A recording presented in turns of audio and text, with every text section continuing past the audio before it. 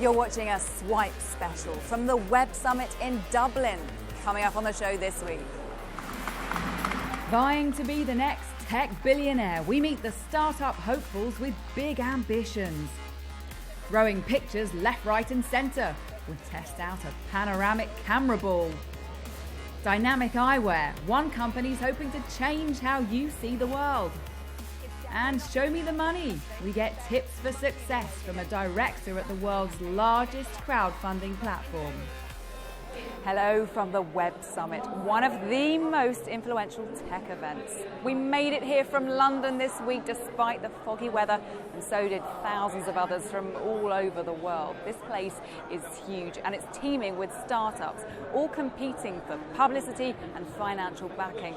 And there are plenty of industry speakers here too, inspiring the new generation. So what does it take to be the next big thing in tech? Here's Chris. The organisers call this the world's largest gathering of startups. More than 2,000 tech entrepreneurs are here at Web Summit to show off their products. We are world's first digital time capsule. And these are one of our products that essentially allow people to connect to our platform live and track down every step of the way. We make the Gigabot. It's the largest affordable industrial 3D printer the world's ever seen. It's 30 times bigger than that desktop printer you may have seen in a local school, yet it's only 2 to 2.5 times the cost. Mobility app is a free app that will help people with disabilities navigate public spaces, as well as find safe, reliable services and employment opportunities. A select few of these companies are invited to sell their ideas to a panel of judges in a pitching competition. The winner is Bizimply. One of this year's winning entries is an employee scheduling app called Bizimply. Currently, awards are a huge part for us. We don't have the biggest marketing budget in the world. We don't invest hugely in paid advertising. Like, our money gets directed towards acquiring new customers through word of mouth and through reseller and partnership programs, but also building the product we have. So, what's the next step for a new startup? They might want to get advice from someone like this man. John Collison is the co-founder of online payment service Stripe. In tech terms, his company's what's known as a unicorn. That's a startup worth more than $1 billion. I think if you look at the best products and the most successful products, they generally don't always succeed due to doing a whole lot of PR or doing a whole lot of paid marketing or anything like that. I think the best products spread by word of mouth, and in particular are kind of good enough and new enough and a big enough step forward that people really want to talk about them and people really want to share them with their friends. If Bizimply were to take off, it would be something of a rarity as far as successful European startups are concerned. Nearly 3/4 of today's unicorns are US companies. However, that balance is improving. What you need to see in Europe is a few companies actually going all the way and not be acquired in the early stage. And I think we're seeing that now with companies like Spotify, like TransferWise, like Adyen, like BlaBlaCar. So you see these companies actually today being worth over $1 billion, and I hope in a few years being worth like maybe in the 5-10 billion range. Regardless of where they come from, the harsh reality is that most new startups fail. But at least they're trying to get noticed.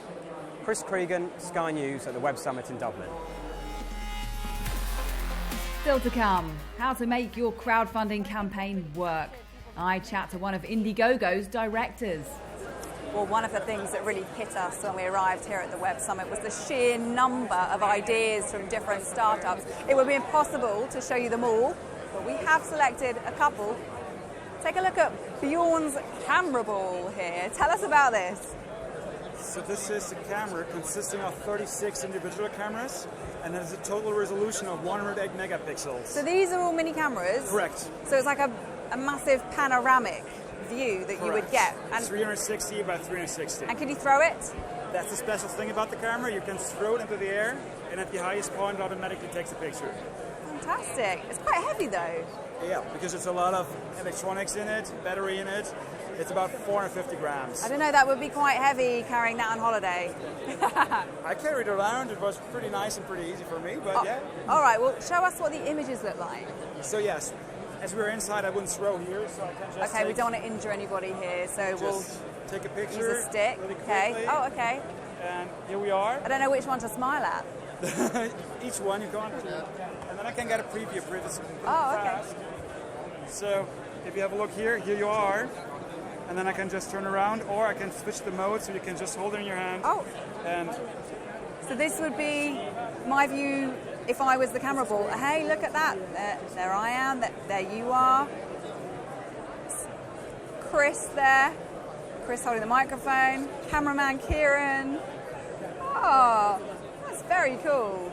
So tell me how funding is going. So we started with some angel investors and did a crowdfunding campaign on Indiegogo, which was the most successful campaign on continental Europe at that time. Congratulations. 1.25 million. Oh. And got more angel investors, but as always, as a hardware startup, you're looking for more funding to scale, to grow. And to and a lot of competition here. A lot of people here in general, and yeah, but I think we have an amazing product and people are coming to us, talking to us, so it's pretty good. Well, thanks for talking to us, Bjorn. Thank you very much. Yeah. Now you're looking at some very special sunglasses. And with us is project manager Christina, and these are called Skugga. Is that right? Skugga, yeah, that's right. Why have you called it Skugga? What does that mean? And what do they do? Skugga actually means shadow in Swedish. Yeah. Okay. So what they do is it's electrical sunglasses. So you can actually adjust the tint in your sunglasses. Adjust the shading. Yeah, exactly. And how do you? Because that's been around for a while, though, hasn't it? What's exactly. different about that? So these are electrical. So you can have them either automatically, or you can also change them in your phone. Oh, with an app. Okay. With an app, exactly. App adjusting shades. App adjusted shades. Cool. Absolutely. Can I try them on? Of course. Are you going to adjust the shades? I can adjust it for you. Absolutely. I mean, they're quite comfortable. I mean, they just feel, I am just wearing sunglasses, so it just feels like I'm wearing sunglasses. Oh! Make them dark for you. That was just using my phone, yeah. So it's Bluetooth. And then light it. So you can be outdoors, you just get your phone out and adjust. Absolutely, yeah. And also you can have them in the automatic mode as well. Like, what does that mean? It means we have an ambient light sensor just here. Yeah. So you can actually have them in automatic and they will change for you. So they will see when you come out in the light, and they will go dark. They'll just do it. They'll just do all that for you. Now, the thing with wearables, I find, is that they don't always look very cool. No. And you can have some amazing tech, but it might just look a bit clunky and a bit geeky. Absolutely. So, how did you go about designing these? Because I quite like them. I don't think they look too clunky and geeky, do they? You look really good. Oh, great, thanks, Christina. So how did you go about designing them? So we wanted to have a lifestyle product and not like a wearable with all the text. So it was important for us to start with an actual design and go from there. Right. So as you can see, there's no like ports or anything on them. You can't actually tell they are smart or with extra functionality until you actually see them. And how much are they, or would they be? We're not selling them at the moment. These are prototypes. So would they be? I cannot tell you for sure. You can't tell us? No. Would they be more or less expensive than a pair of designer sunglasses? I would probably say kind of the same. Kind of the same. Yeah. All right. Like expect, designer sunglasses. Yeah. Brilliant. Thank you. I'm going to hand these back to you carefully. Thank you very much. Thank you for showing us those. Thank you. We're joined now by Anastasia Emanuel, the European Director of Indiegogo. Thanks for joining us. Crowdfunding, it's massive. Every week on Swipe, we talk about something to do with crowdfunding. Would you say we're in the middle of a crowdfunding revolution? I don't think it's a revolution because the industry has already gone through that. I feel like the revolution is happening, and I see it more of a crowdfunding evolution. The industry this year is meant to be $35.5 billion, and by 2025 it's $100 billion. So I feel like there's a lot of movement, there's a lot of growth. Indiegogo itself has seen triple growth in technology alone. So I think the reason that people are really excited about crowdfunding is because also it's not just about the product or the idea, it's about the marketing and building up that community. Okay, so let's talk about success then. If I had a campaign and I wanted it to go on Indiegogo, what tips would you give me? I would say to you that you need to prepare. Preparation is key. Think about it like the brownies. You have to prepare. The longer that you work on your campaign and you make sure that you're ready to go, the more success you'll see from it. So we tend to work with campaigners for months or even years before they actually launch their campaign. And you need to try and figure out who your audience is. You need to test out your marketing message. You need to think about who are the journalists that are going to write about it. How am I going to get in touch with Gemma to get it on Sky News Swipe? Say hi, Jibo. Hi, Jibo. Storytelling is really important. So if you look at a campaign like Jibo, which was the world's first human robot, the founder actually spoke just here at Web Summit today, and you look at their video, it's amazing. It's this robot, but the video is so human, it's so empathetic, you watch it and you kind of fall in love with Jibo.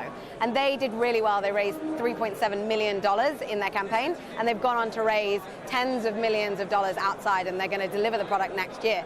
But I think what really captured people's imagination is the storytelling of what not Jibo the robot could do, but him as a human and being part of your family. Does it bother you when you see people trying to use crowdfunding to get money to buy a house or cover their student fees? Like, it's an easy way of getting money. It's definitely not easy, that's the first thing. There's much easier ways than getting money than running a crowdfunding campaign. It takes a lot of work. But Indiegogo was founded in 2008 to try and tackle the problem of access to capital. You know, banks weren't lending and people couldn't raise money for their ideas. So there were all these amazing ideas and things that should have happened that weren't coming to life because of a lack of access to capital. So I absolutely do not feel annoyed or frustrated when I see someone raising money for a good cause or a scholarship or a creative idea or an entrepreneurial vision. I think crowdfunding is a totally blank canvas. You can go out and raise money for whatever you feel empowered to do so. Thanks for talking to us. Thank you. Well, that's it from Dublin. Take a look at Sky News on mobile and iPad for more from the Web Summit, and I'll see you again next week. Bye-bye.